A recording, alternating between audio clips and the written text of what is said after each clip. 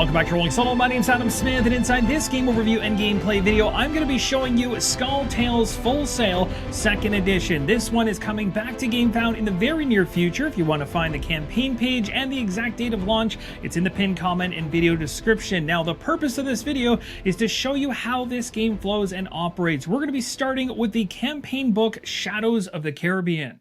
For those that are unfamiliar with this one, it is a pirate-themed adventure board game that blends narrative-driven exploration, tactical combat, and also has seafaring mechanics built into it. You're going to find those in the voyage phase. It's designed for 1 to 5 players. You can absolutely play this game solo, and I will be showing you exactly how things are set up for solo play in just a moment. Now, as you assume the roles of unique pirates and go through your play, you're going to find they each have distinct abilities, and they're all in search of treasure, glory, and survival. That is your main aim in the game. Now, the game is divided into 3 distinct phases. You have the adventure phase, voyage phase, and port phase.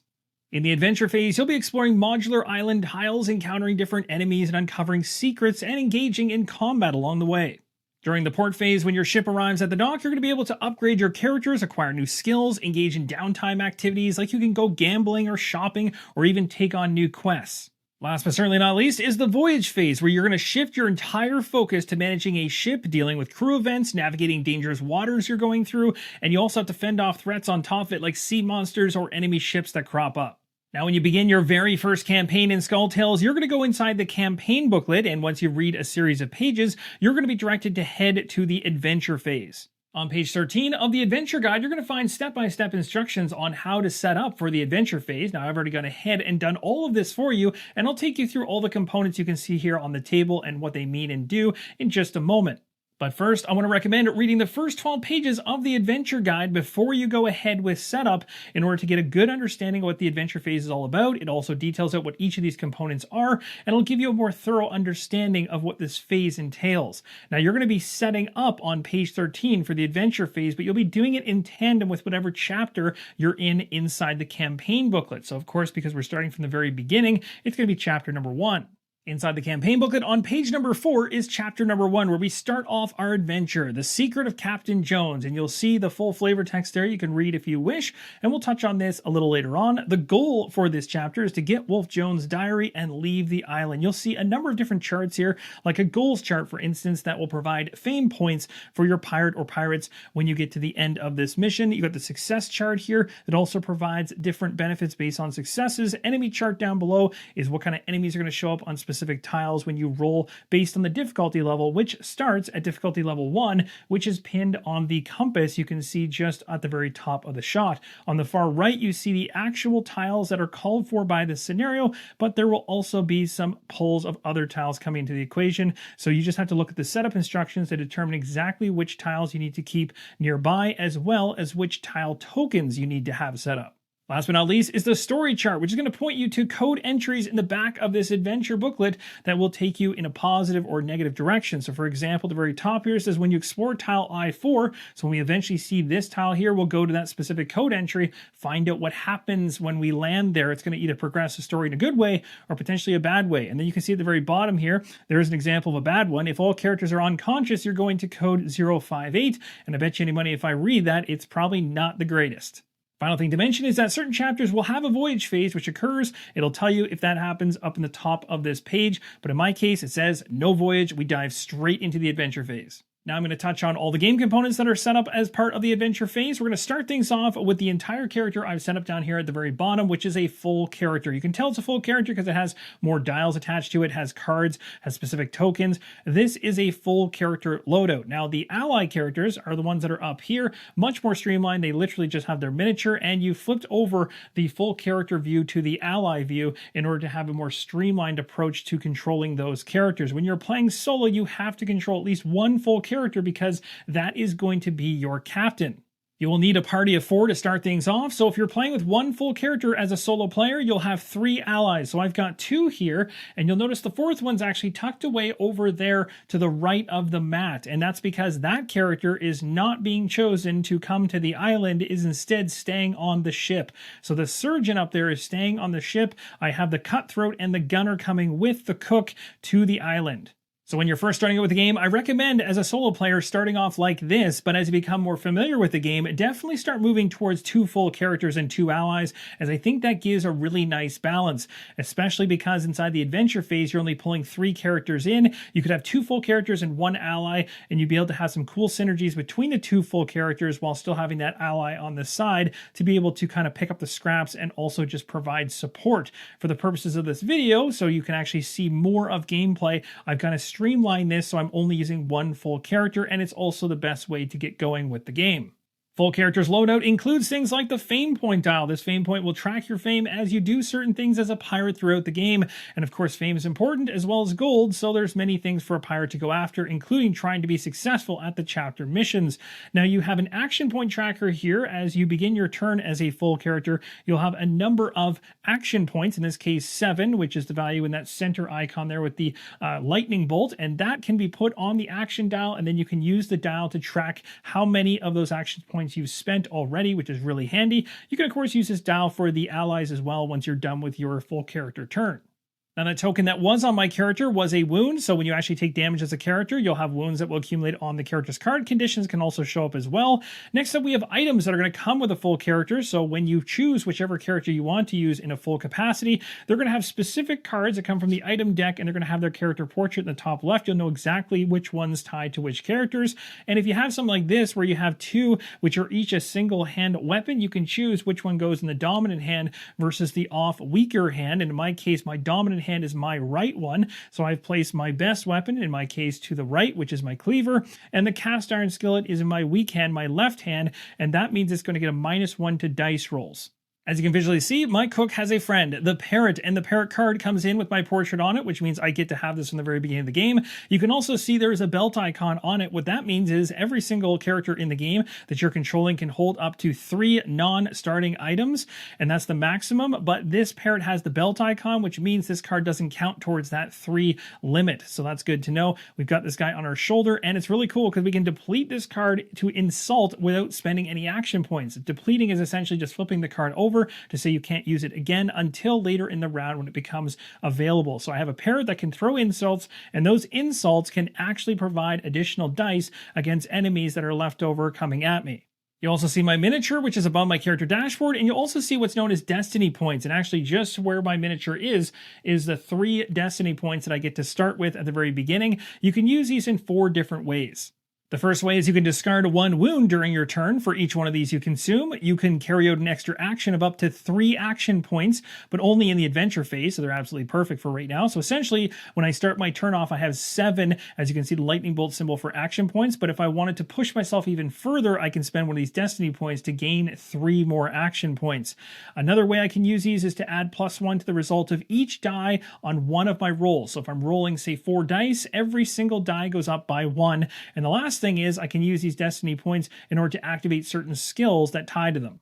Now let's go over the icons that are right on the character dashboard. So of course we have the health right here, which is 5. I have my energy or action points, which is 7. I have 3 for the destiny points, which we've already talked about, and I've got those 3 tokens right here. This is the melee result. It's going to show inside of the box how many dice you're rolling when you make a melee attack. So I'm getting 3 black dice when I make rolls with a melee attack. Down below it, you've got the range. So I'm rolling 2 black dice if he makes a ranged attack.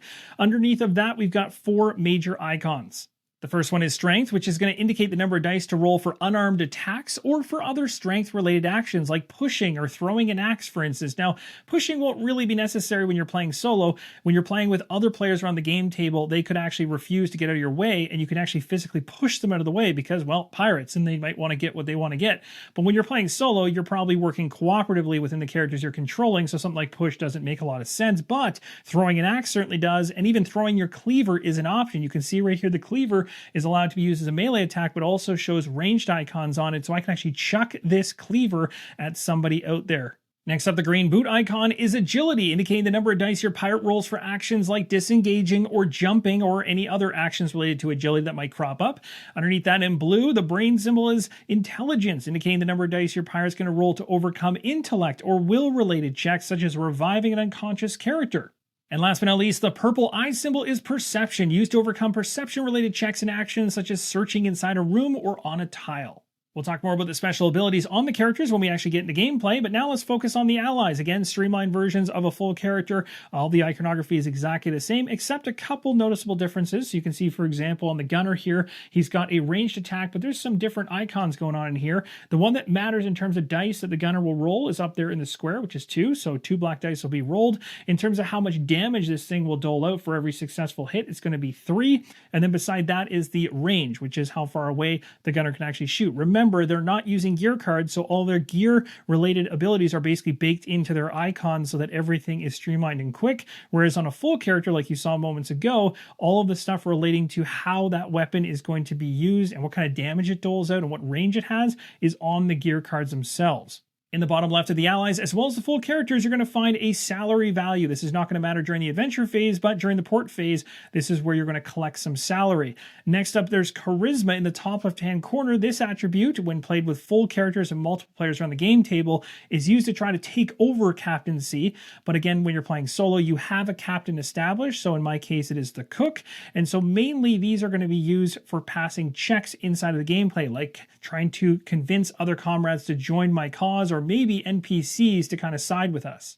Next, I've got some game components inside of game trays, and these game trays are not part of this equation whatsoever, just using them to keep things organized. In the very middle, we have a number of different currency values. We have bronze at 1, silver at 5, and gold at 10. Once you go above 10, or you have a bunch of gold in your hands, you can essentially exchange them for gems, which are worth 20. Doesn't matter what the color is. Now, in the top left of that far left tray, you'll see a green token that has an axe on it. So when you start throwing your weapons will land wherever you've thrown them. You'll have to go and retrieve them, so that token is used for that. Underneath of that, there is a pouch with coins spilling out. When you take out an enemy, this fallen token is going to be placed right where that fallen enemy has fallen over, and you're going to be able to go over to it and loot it. You can find things like absolutely nothing. You can find 1, 2, or 3 coins, and you can even potentially find some gear.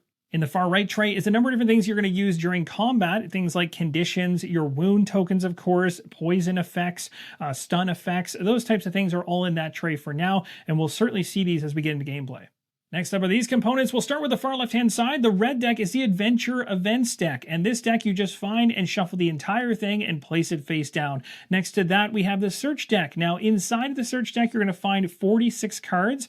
There's 5 of these 46 that are legendary cards, so they're going to have a different background style on the front side of the card. So go through them, find the 5 that don't look like the others, remove them out of the equation, and then you'll have 41 remaining, which are the basic Search cards. Shuffle those together and you've got your second deck done. Then after that, you've got the gear cards. You're going to follow the same mentality, shuffling all the gear cards, removing any that are specifically tied to characters.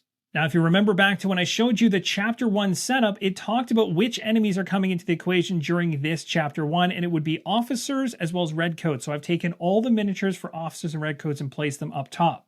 To the right of the miniatures, I've got a number of environment tiles, which may or may not be called as part of our exploration inside of the game. I've pulled these based on the setup instructions for chapter number 1, so that pile just comprises of everything from I-1 all the way down to I-9, I believe, removing, of course, I-7 and adding I-13 into the equation, as I-7 and I-13 are the 2 starting tiles which are already set up in the center of the table.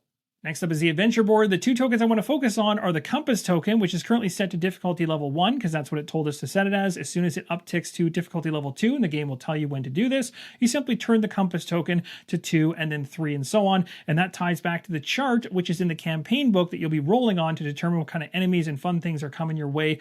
And that ties into the overall gameplay as well. Now, the pirate flag is on a track. It's running from 20 all the way down to that final position. And when it meets that final position, that means that your adventure phase is resulted in a complete failure.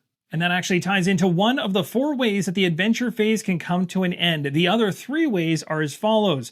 At the time when the characters achieve the goals indicated in the campaign booklet, that is going to end off the adventure phase, and that's of course what you prefer. The other way is at the start of an adventure event round, if all pirates and allies are knocked out, that's going to end the adventure phase, and of course that's not going to be good, as it ties back to the story chart, which will send you to an entry in the adventure book, and you'll have to find out what happens from there.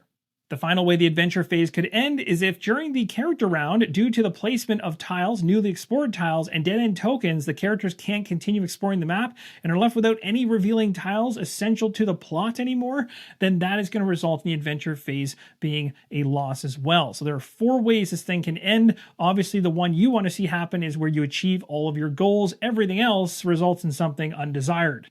Now, when we looked at Chapter 1's campaign page earlier, there was a little section that talked about setup, and the setup tied to these tile tokens, which I placed here in the bottom left-hand corner. And it told us to place aside I7 and I4, so I've done that, then create a stack with a specific tile in the mix with some random ones, which I've done. So this is going to be the tile stack we'll be drawing from as we explore. This is just a tile stack of additional tiles that might be called for as we progress the story. So basically everything that's around that central one is kind of going to be called for as we progress the story forward. So the only one thing we're focused on is as we explore, we'll be drawing from the top of this, and that's going to dictate what tile from up above is coming off the stack.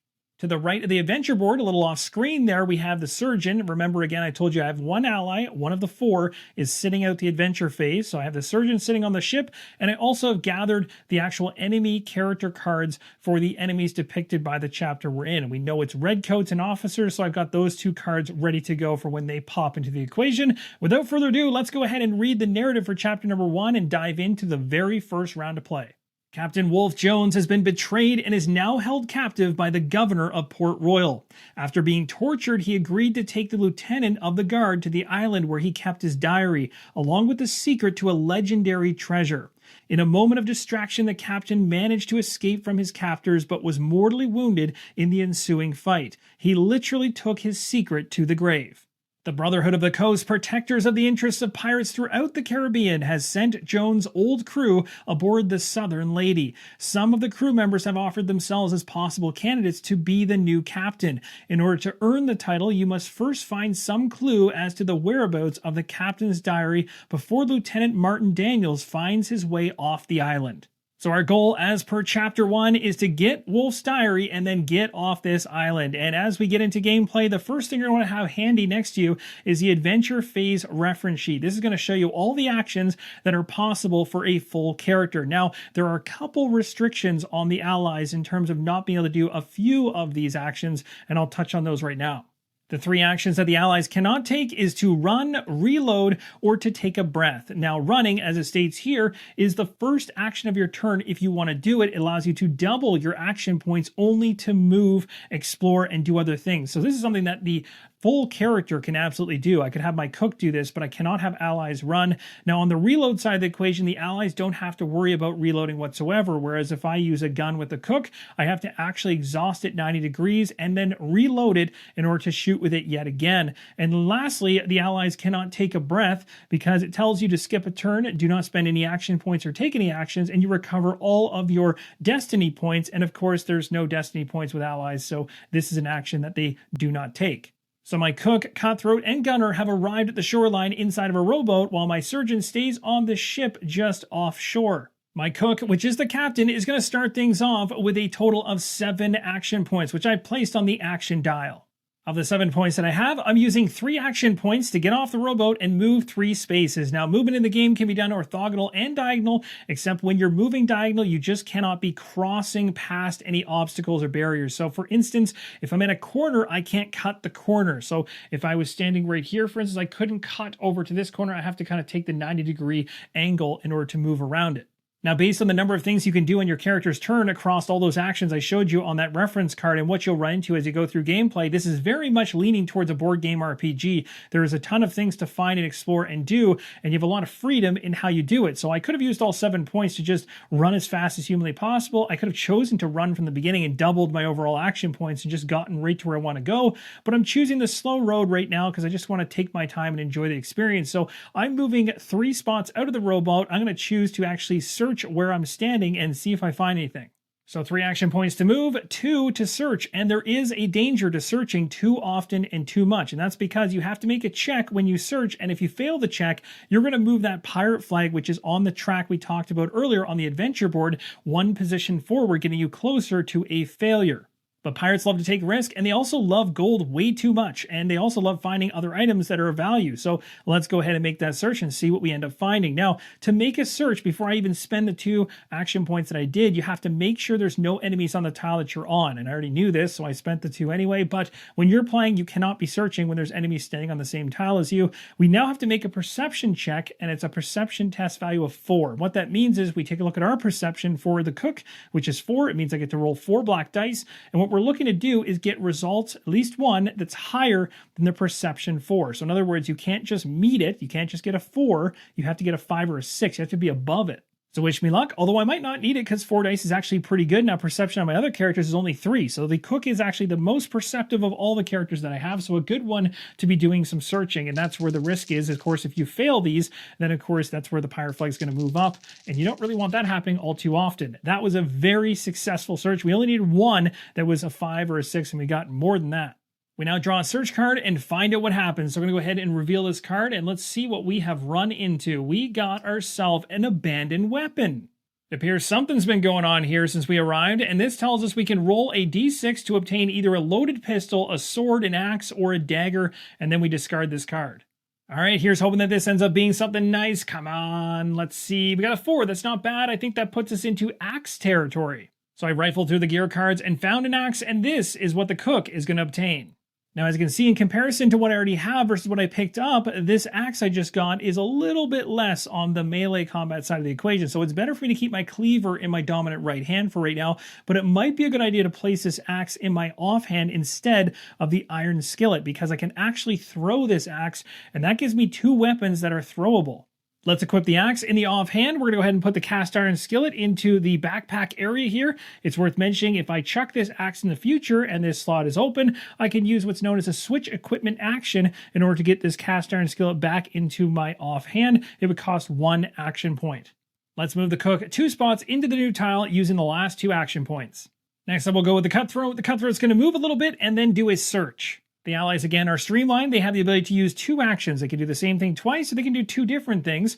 One thing worth mentioning, though, is if they choose to do movement, they get their full allotment of movement for that action spent. So they're going to get 6 movement, but they can also choose to break that movement up and do an action in between it. So, for instance, I've chosen to move with the cutthroat as my first action, so I get an allotment of 6 movement based on her dashboard, which is way up off camera. So she's got 6, but she's just moving 4 for now. She's going to do her second action, which is a search, and then she'll use the rest of her movement after. Now her perception is not as good as the cook's. It's only at a 3, so we get 3 black dice going into this. And again, we're looking for a 5 or 6, so a little more risky. And right there, unfortunately, is a perfect example of a failed search and how risky it can be, because at this point, the pirate flag is moving down the track 1 position. So with the flag moving down 1 position, we'll now go with the final 2 points of movement for the cutthroat. She has interest in heading north, so she went into the space of the cook and then diagonal 1 space for her last 2. That is going to be all her movement. She's now done 1 move action, 1 search action. Her turn is done. The gunner is up next. Now, something else worth mentioning between the allies is that my cutthroat moves really quickly but can only do melee attacks. So she gets to the front of the pack really fast. She also has advantages when making melee attacks, which is awesome, whereas the gunner is able to sit in the background and take range shots, but could also be devastating from a melee perspective as well, rolling 4 dice when up close and personal. So a very versatile gunner and a very focused cutthroat.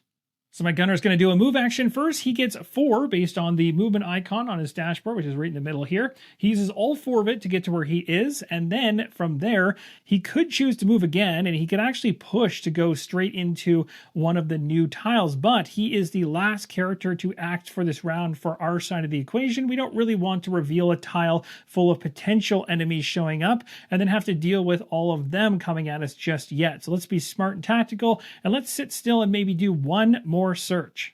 Nice, we got ourselves a 5. That's a success. We don't have to move the pirate flag, thank goodness, and we get to draw a search card. Seems like we found ourselves a flower, a good one. It says discard this card to repeat 1 of your rolls. Now, it's worth mentioning an ally can carry 3 items, but will only use those that allow them to discard wounds at the controlling player's discretion.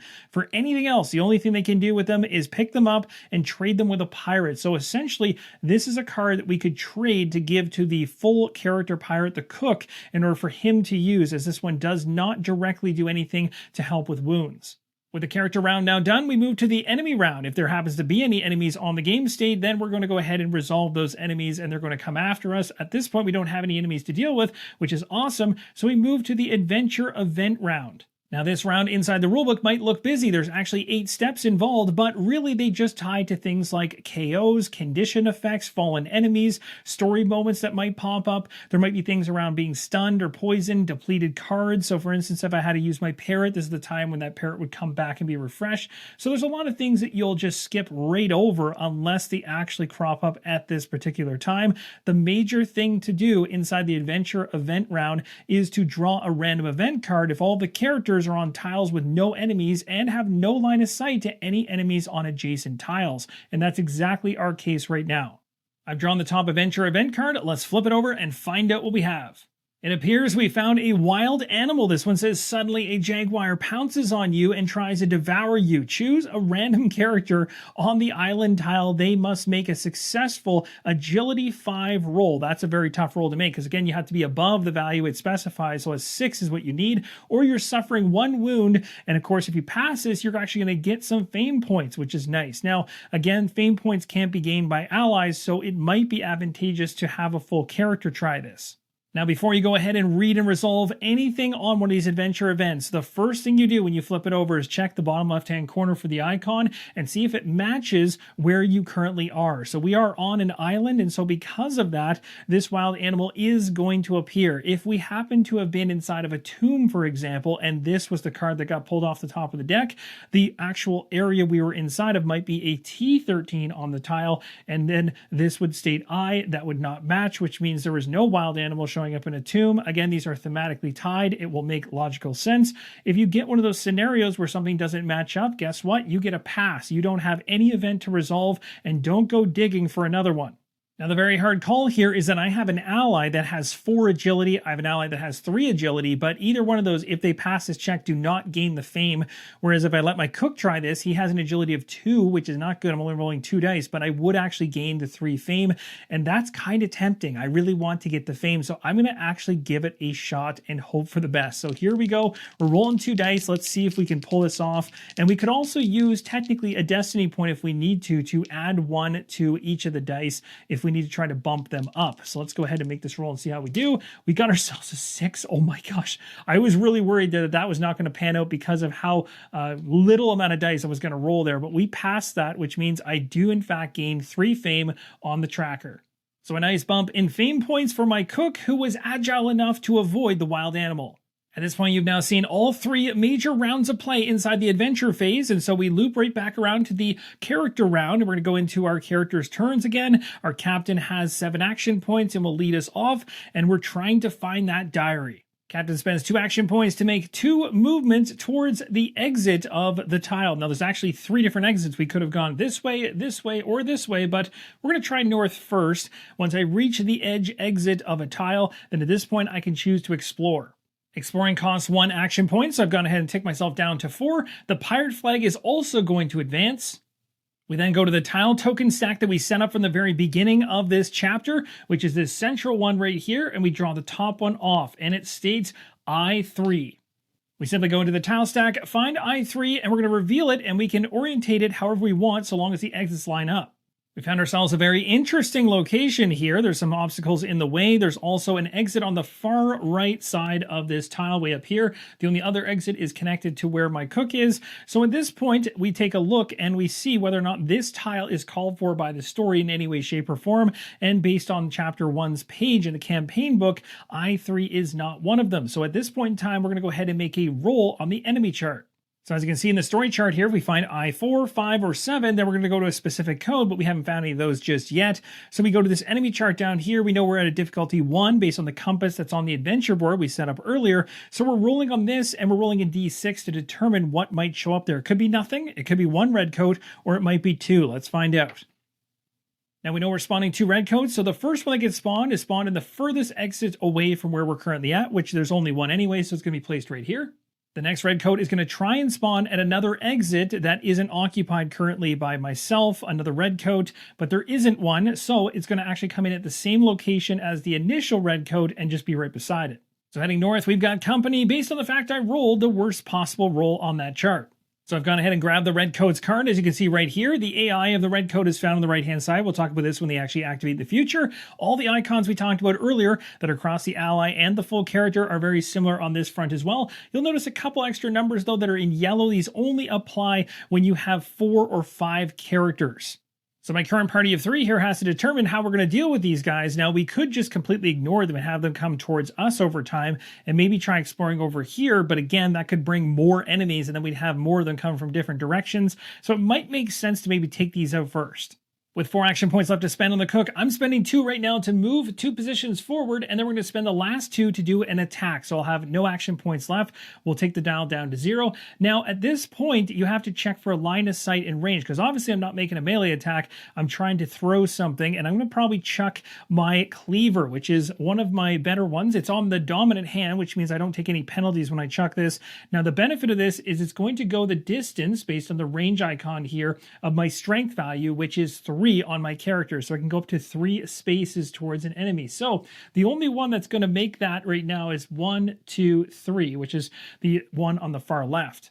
And while I do have the range to hit that left red coat, I have to make sure I have the line of sight. And to determine that, you pick any one of the corners from the space I'm currently in and measure to the center of the individual you're trying to hit. So, for instance, I've got myself a target lock here, which is easier to see things, but you'll see from this corner to the middle of my target is actually crossing through an obstacle. So that corner is not valid to use.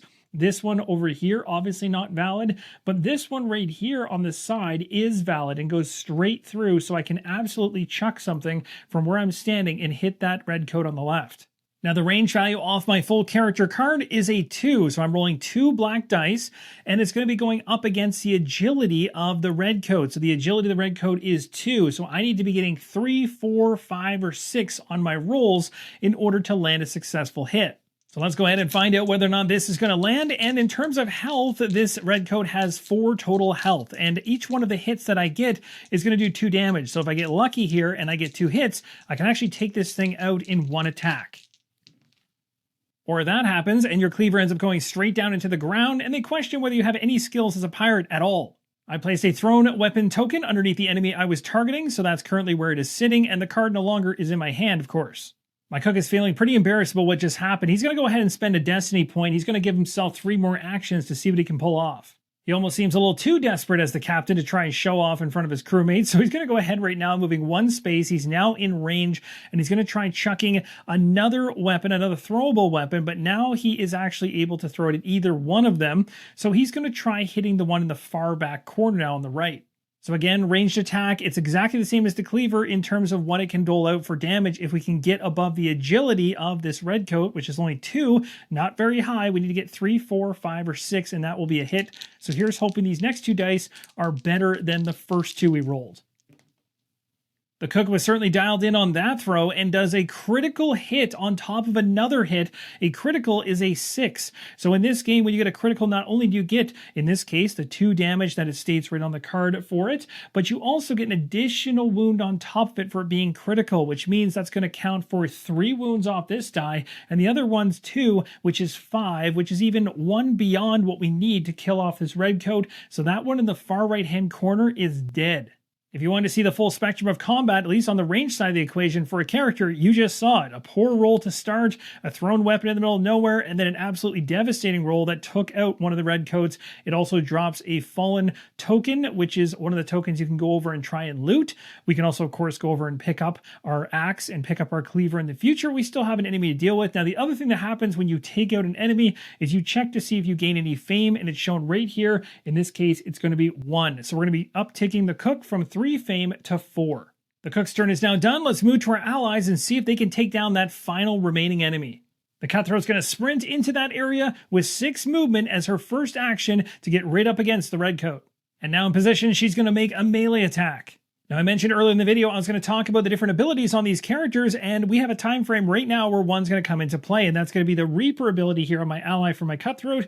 You can see it applies to the adventure phase based on the icon. It says once per game round, you can attack twice as a single action. So let's go ahead and take advantage of that. Now, her melee attack here is going to be 3 black dice, and it will do 2 damage for each successful hit she gets. The red coat, again, has a agility of 2. We need 3, 4, 5, and 6s being the ones to get hits. Now, melee attacks are handled differently than ranged because with range attacks, you're making an attack from distance and that's it. With a melee attack, you have two individuals that are actually going at it and you're going to cancel out hits, and it's going to come down to who has the remaining hits left over that can't be canceled out, who doles out damage to the opposing individual. So in this case, the Redcoat is going to put up a fight here as well, rolling 2 red dice in the equation, and their hits will land for 1 damage.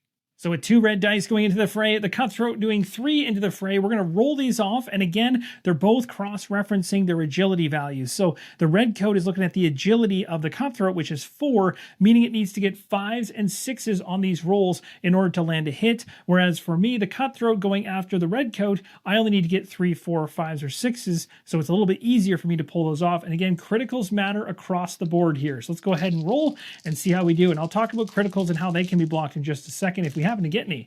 And we got a ton. Well, my friends, this is a really bad day for that Redcoat. Got absolutely slaughtered in this roll. So at the end of the day, none of these were above the agility value of the Cutthroat. So no damage coming through, which is very shocking because in the plays I've done off camera here, I've already been hit multiple times by this point. So getting some really crazy rolls during this video. This is going to give me a crazy outcome. So I'm going to get 2, 2, 2, and then 1, 1, 1, which is just a ridiculous amount of damage. Now, if the Redcoat had rolled a little better and ended up getting a critical during the roll, the critical can cancel another critical, but no regular hit can ever cancel a critical hit. So that is worth mentioning. So you could have, for instance, many hits like this coming through, for instance, against the other individual. And if I rolled a melee hit for the Redcoat like this, which was actually quite high, we could cancel this out, we could cancel this out, but my 1 hit would get through, which would be for 2 damage. So that's how you'd break that out. Again, if you happen to have a critical as part of the equation, you can never actually cancel it out using a regular hit. So with a little bit of teamwork between the Cook and the Cutthroat, able to clean out that entire top tile, which is good news for us, because when the enemy round comes around, there isn't any enemies currently. Last character to go is the Gunner, who's going to have 2 actions to spend. He's got 4 movement, so he could actually make it right to one of the exits here easily, whether he wants to go south or he wants to go off here to the east. I think I'm going to head towards the east, and then I'm going to choose to explore. Now, normally, strategically, I probably wouldn't push to go reveal a tile at the very end of the character round, but I do want to show you how the enemies act when they actually come out on the game board if they happen to show up. So at this point now, we're going to go ahead and we're going to reveal the top token tile to find out what is showing up here. So we got ourselves, and also I've moved the pirate flag, as you saw, 1 position for exploring. It is I-5. The story chart mentions when you explore tile I-5, we're going to go to code 46. Entry 46 says, as you make your way into the jungle, the sound of swords clashing reaches your ears. You arrive at the source just in time to see a Redcoat's bayonet sinking into the beloved bosom, while 2 more form a circle around him. It says, add 3 more random island token tiles to the supply. So the supply we've been pulling from, we're going to add 3 more in, along with token tile I4 specifically. We're going to put that in and shuffle them well together. Then set the difficulty level to 2, which means the compass is going to rotate from its 1 position to 2, which means the enemy chart is going to increase in difficulty. And we keep playing until all Redcoats are defeated. When that happens, we read SM096. To make up the tile token stack, we're going to go ahead and take the original tile token stack, add I4 to it, and 3 random ones in, mixing them all together to create a new stack. And we need to make sure the compass upticks to the 2nd level of difficulty. And now we'll place tile I5, and also inside of the campaign booklet, you'll remember that the specific tiles that you're going to be looking for during the chapter will identify if any enemies are going to show up on them, and this one definitely has some. Based on the campaign book, we're putting 3 Redcoats into play into 3 specific locations. Seems like a party on the island that the Gunner doesn't want to be a part of. Unfortunate for him, though, his turn is over, all the characters have gone, the character round is done, and we now move to the enemy phase, and we certainly have enemies to activate. Inside the campaign book, in chapter number 1, you will see what enemy type is going to activate first. Now, inside of this chapter number 1, there is officers and there is Redcoats.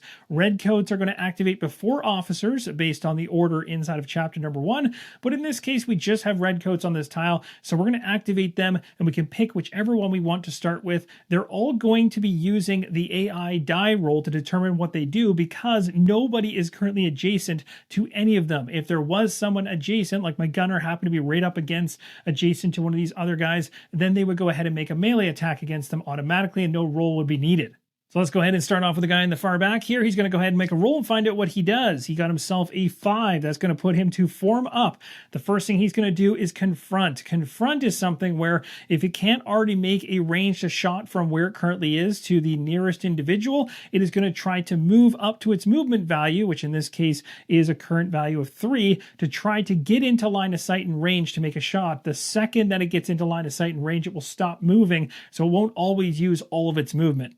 Now it has 3 movement. If I just use 2 to show an example here, and he stopped right here and tried to shoot me, from a corner where he's at to the middle of where I'm at, he can actually make this shot without any issue. So he can shoot around the corner and hit me, so he can stop right there. He won't go any further. Now the agility level on my gunner is a 3, so this red coat needs to land a 4, 5, or 6 in order to get a successful hit against me. It's only rolling 1 die when it's going ahead and using its ranged attack, and it will do 2 damage if it lands the attack. It has a range of 5, but I had to get it to that particular spot just to be able to have line of sight and range to the enemy at the same time. Here we go, it's a 3, that's going to be a miss. Now it also tells us after we do the confront, which we just did, then we're going to move 2 towards the closest red coat that has already moved. If he's already adjacent to another red coat or no other red coat has moved this turn, he does not move again. So basically where he is perfectly fine. He stops right there.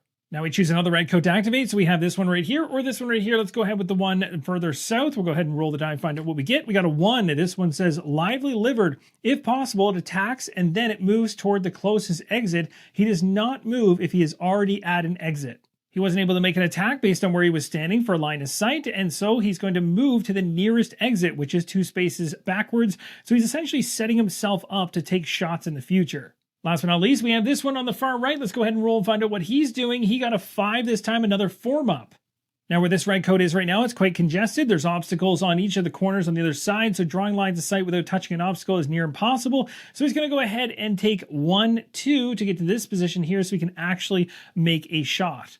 Now let's go ahead and roll the die and find out what kind of pain is coming my way. Hopefully my agility can help me out. We want to see a 1, 2, or 3, and we got a 4, so it did actually hit me, and it's going to be hitting me based on the range value here for damage is 2. My gunner's health is 5, Cutthroat's is 4, and my cook's is 5, but the gunner just took a 2 damage hit from a ranged attack. Unfortunate. So I'm going to place these little counters on here for wounds. So he is almost halfway to his demise. Now, it is worth mentioning something. There's a state known in the game as wounded. It does not apply to allies like this or to enemies. It only applies to full characters like my cook. The wounded condition goes into effect the second that you have at least 1 wound on your full character. So if my cook takes just 1 wound, I'm now considered wounded, which means I -1 off of my total action points when I replenish going into future character rounds. So I'd only be starting off at 6. Thankfully, that's not the case right now, though, so I'll take that away. And as a reminder, you can use destiny points anytime during your turn to remove 1 wound, which can keep you away from that wounded condition. The last part of form up for this character right here is going to be moving towards a character that has already moved in the given turn, but he's already beside one, so he's happy to stay exactly where he's at. He's forming up. We're now moving from the enemy round into the adventure event round. Now remember the last time I did this, it was quite straightforward. We just went ahead and drew a random event card and that was it. That's because not as much was going on, but now we have some things happening. So I want to take you through all 8 steps of what you're supposed to check in the adventure event round. The very first thing is if all the characters are knocked out, the adventure is going to end right then and there. And that, of course, ties into what I talked about earlier around the 4 different ways that the adventure phase can end. Now, the second thing you'll check for is resolving any conditions related to the adventure board that might move the pirate flag. You might not have any, and I don't right now, but some chapters might introduce these things or game effects. Now you'd remove any fallen enemy and throwing weapon tokens from the tiles if there's no character on the same tile or if there's no line of sight to any character on another tile. So in other words, if you don't have characters within line of sight or within the tile that those tokens are residing, they're going to disappear. So you can't just go running off and then come back and hope that they're still going to be there. It's almost like the jungle has predators and other individuals running around that will just pick those things up and they will vanish. Now, saying that, there are exceptions to that rule because inside of a story moment, there might be a mention to you as a goal that a fallen enemy token is what you're looking for. So in those instances, when you see those rules crop up for your given chapter or story that you're inside of, then you wouldn't go ahead and remove these tokens as I just mentioned during gameplay, because obviously you're going to need to find something there that is going to push the story forward. For this, what I'm doing right now, these tokens would disappear if nobody was on the tile and there was no line of sight to them. The next thing you do is recover all enemies that were stunned in the previous turn and any stunned characters that failed to recover.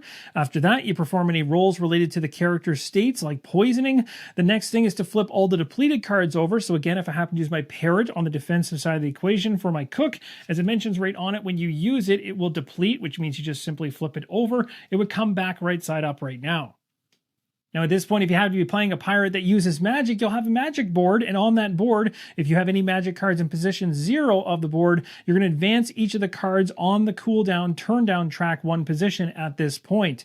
The final thing is to do the random draw, but again, you're only going to draw if all characters are on tiles with no enemies and have no line of sight to any enemies on adjacent tiles. Now this is actually a perfect example because all of my characters are currently on tiles that have no enemies. So I actually satisfied the front half of what's needed to draw an adventure event card, but the back half tells me if enemies can draw line of sight to me from another tile, then I am not drawing the card. We've wrapped around to the beginning of our character rounds. Let's go ahead and get our action points for the cook, which is 7, and see if he can pick up his weapons and maybe get some loot going here. 4 action points to get to this space, another action point to go ahead and pick up the Throne Cleaver. And when you pick something up, you can equip it without spending any additional action points, but at this point I spent 5. We're going to spend 1 more to loot in the same spot that I'm standing in. With the token in hand, we're going to flip it over and find out what we got. We got ourselves, ooh, look at this. We got ourselves a nice search item. Off the top of the deck, we got ourselves some food. It says use, discard this card to remove 1 wound. That's a good thing to have.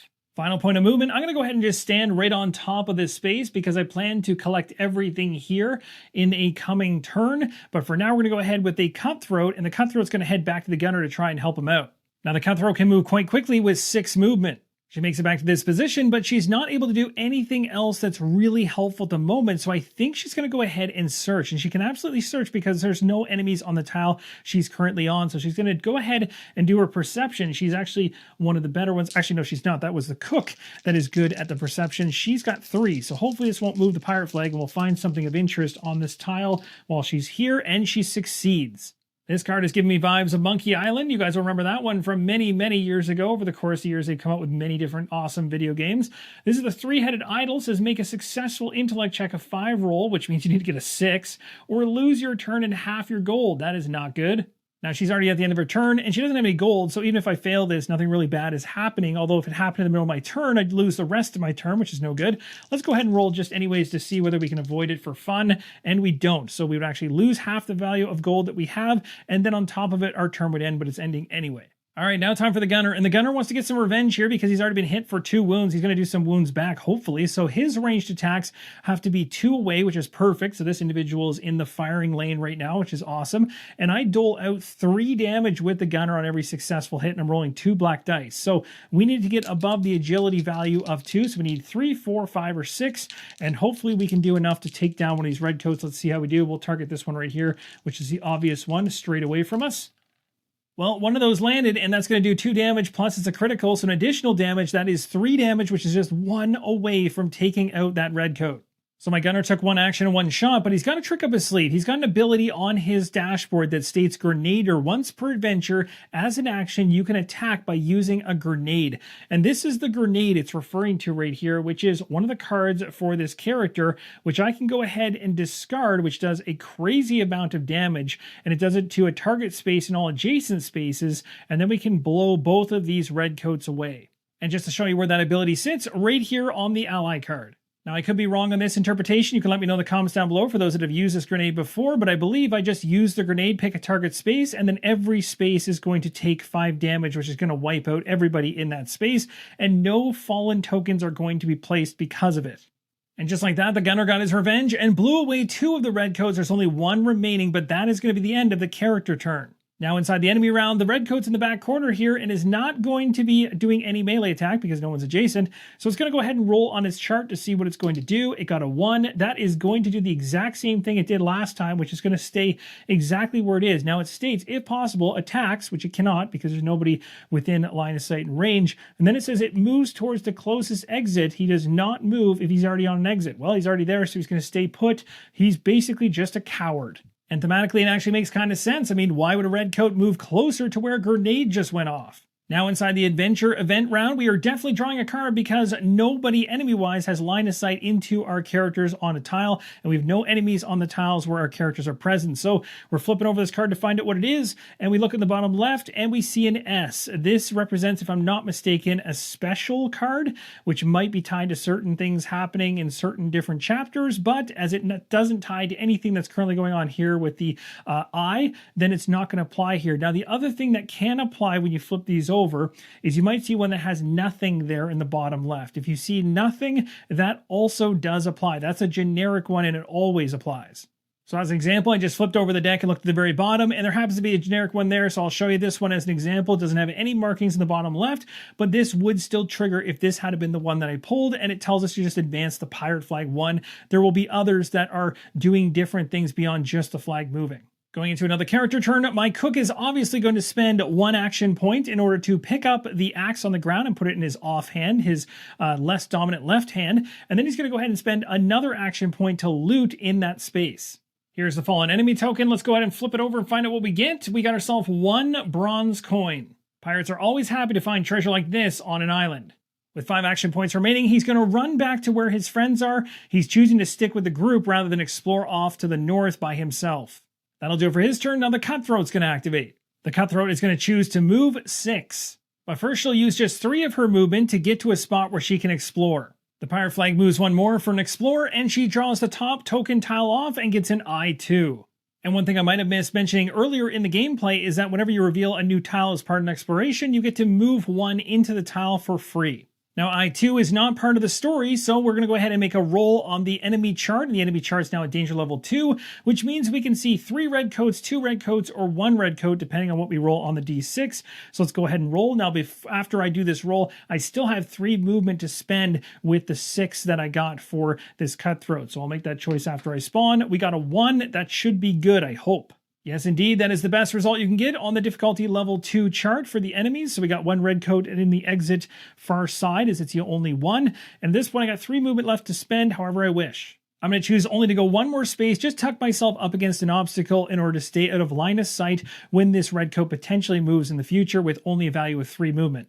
Now it's time for the gunner to go, and he's got exactly how much movement he needs and exactly the range to make a shot at the enemy here. So he's going to go ahead with his 4 movement, 1, 2, 3, 4, and he's going to turn around. He's got a range of 2 on his weapon. He's going to make the shot. He's got 2 black dice going into this roll, and again, we're looking for 3, 4, 5, or 6 in order to get hits. Here's hoping we see what we want.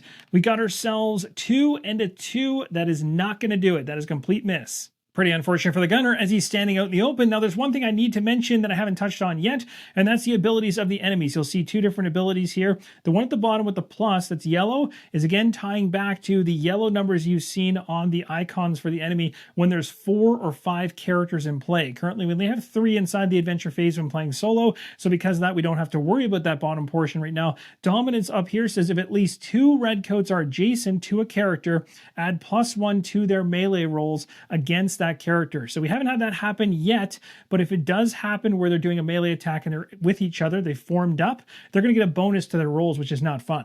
Now, the next thing I want to mention is that the gunner actually does have a card that I don't think he can technically use because based on the rule set, it states that allies can only use items that will get rid of wounds off of them. For all other things, they have to trade them off or just hold on to them. But I do have one that literally could be used by an ally, and I think it actually makes sense, and maybe it wasn't thought of during the rule creation, I'm not sure. But it states on the flower card he picked up earlier to discard the card to repeat one of the rolls, which to me almost sounds like a reroll, but I'm not sure how they define repeat, and I couldn't find it anywhere in the rule book. So I'm going to take this as something that he can actually do, seeing as he does actually roll dice, and let this one slide because, well, this is actually something an ally can use. If I can't do this, that's fine. Let me know in the comments down below, but I'm going to let it slide just because I do want to see if I can progress things a little further. It'll give me the chance at that. So let's go ahead and roll 2 dice and hope for higher values against the agility of this red coat. So 3, 4, 5, 6 is what we're looking for. Nice. The flower helped out. The gunner was able to take down that enemy quickly because it ends up being 2 hits, and a critical, which is 5, well above the 4 it needs to take down that red coat. And as it stated earlier in the storybook, we now read entry 96. Entry 96 states, after the last redcoat falls to the ground, you rush up to your wounded colleague, but it is too late. A simple look at his wounds is enough to know the Grim Reaper is upon him. You kneel by his side and hold his hand, hoping that seeing a familiar face will at least comfort him during his last few moments. He looks at you with glassy eyes and seems to recognize you. You can tell he is trying to overcome his pain and speak to you. You put your ear close to his mouth and listen carefully to his fading voice. We were betrayed. Those bastards finished us all, but they won't find our treasure. Wolf Jones took his secret to the grave. He spurts a gush of blood and remains motionless. Terribly saddened by his destiny and swearing for revenge, you decide to move forward. The character that defeated the last redcoat achieves Goal 1. Now, when someone completes a goal as part of a story, it will reference back to the goals chart, which shows here goal number 1 is an achievement and will provide 5 fame. So that character that did it gets this goal token, and you flip it over to the goal number 1 completed side. And along with goal number 1 being completed, it comes along with 5 fame. But this is an ally that did this, and the ally can't gain fame. So how does this operate? Well, at the end of the chapter, the allies are going to provide things back to the pool that your captain is logging when playing solo play. So for instance, the allies are going to provide all of the fame they got from goal tokens that they're holding on to at the end of the adventure phase. Any gear or legendary item cards obtained by the ally in any way, shape, or form will be given off to the pool for the captain, and adding to your pirate's personal booty, which is going to be half of the total gold that the ally happens to collect, whether it's through cards, gold tokens, whatever, is going to be halved and then provided into the pot. So the allies being streamlined, they essentially just hold on to things that they gain. They can't use them the same way a full character can, and they will apply them to the overall pool at the very end of the adventure. Now, as you've seen in the videos so far, you're going to continue the adventure phase until you reach your overall goal or until one of the 3 lost conditions presents itself. You'll be trying your best to avoid that and come out the other end unscathed. Within Skull Tales Full Sail, as you saw at the beginning of the video, there are 3 major elements of gameplay. You have the adventure phase you've just seen me go through here. There's the voyage phase where you're actually on your ship, moving around a world map between islands, going after different jobs, trying to find certain locations. You can run into sea creatures, you can run into other ships, you can run into ghost ships. Then you have the port phase where, of course, you'll land at a port and your crew will be able to go out based on a certain amount of time that they have and be able to go purchase things and re-equip their ship and be able to repair things and bolster themselves. Without a doubt, the game is vast, but there is nothing else like it in terms of a pirate-themed RPG board game. This is certainly it. You're going to have a lot to do inside the world that this game creates, and if you're into pirates and you're into the gameplay you've seen so far, this could absolutely be for you. Thank you guys so much for watching. Really hope you enjoyed the game overview and gameplay video for this one. Thanks again. Let me know in the comments down below what you thought, and as always, keep on rolling solo.